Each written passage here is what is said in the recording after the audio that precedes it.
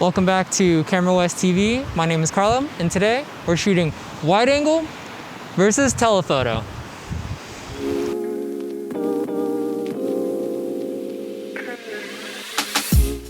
Most people that are familiar with street photography typically use a prime lens and stay within the 28, 35, or 50mm focal lengths. The 28mm focal length lets the photographer fill the frame and get up close without too much distortion. The 50mm focal length gives you minor compression, depth, and is great for portraits.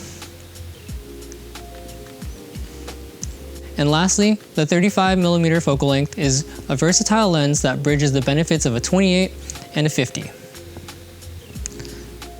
All three of these focal lengths portray realistic perspectives and loosely match what we see with our eyes. But today, we're going to the furthest ends of each side of the lens spectrum with 18 and 135.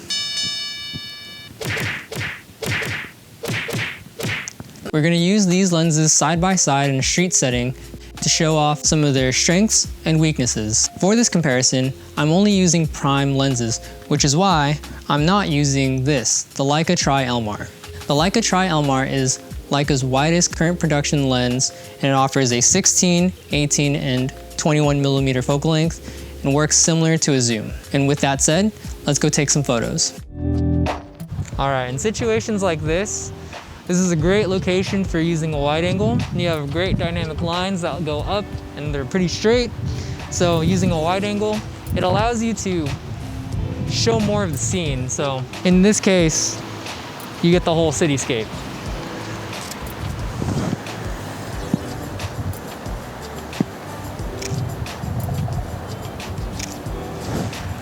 And then, depending on your orientation, you can fill the frame in different ways.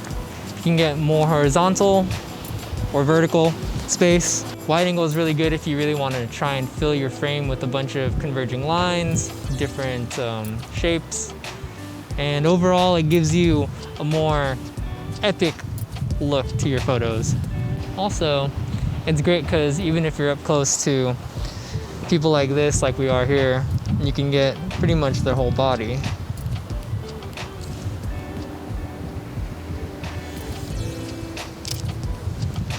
Cool. Instances that you would really want to use wide angle lenses, I think, are enclosed spaces. Lets you have extra room to play with. You can really exaggerate cityscapes. So for example, you can make this skyscraper look even taller.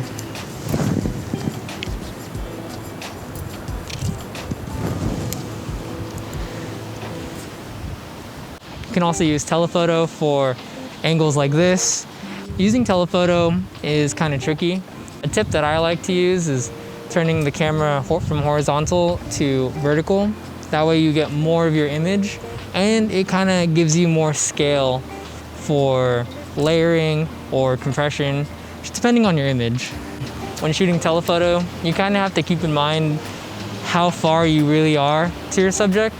If you're too close, it can just fill the frame in an unflattering way.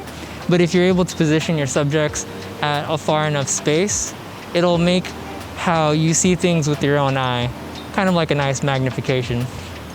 With scenes like this, where you see that the ferry building looks kind of close, if you're trying to use a wide angle lens or a standard focal length, you won't get the same compression that your eyes see. So with the telephoto, you're able to bring your background closer while keeping the compression and size of everything else relatively the same. Cool. I think I need to step back for this.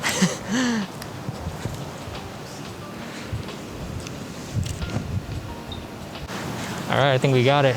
This is where telephoto plays a lot of strength. You're able to just kind of crop in onto a specific composition or subject, and that can really bring a level of intimacy that feels isolated in a way. The orientation of the lens or camera is really important in your composition.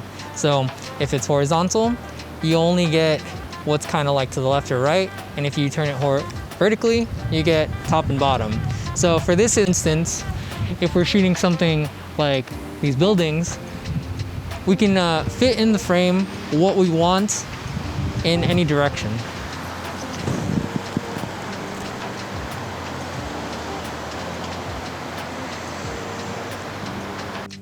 And then images like this.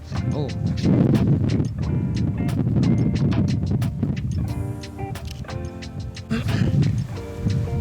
So scenes like this is perfect for wide angle. You can really accentuate these curves, these lines, you know, the different shadows.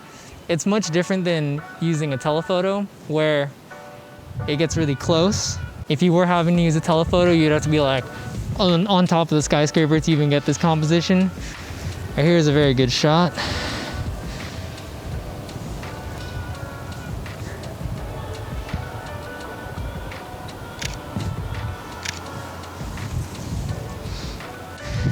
Yeah, and you can kind of like piece together two different compositions if you really wanted to.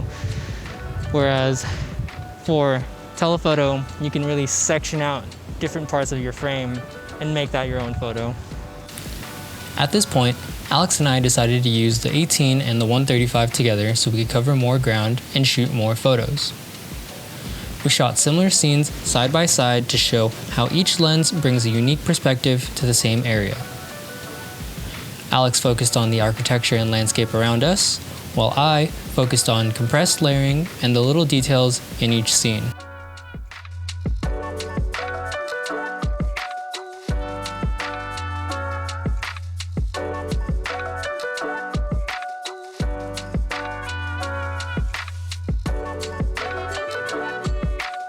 I hope this video gave you more insight about wide angle versus telephoto lenses. Neither one is better than the other, but knowing their strengths and their weaknesses can certainly help you decide the right lens for your vision or concept. Thank you for checking out this episode of Camera West TV, and make sure to hit that like and subscribe button and leave a comment down below on your go-to street photography lens, or if you prefer wide angle or telephoto lenses. This is Carlo. Until next time.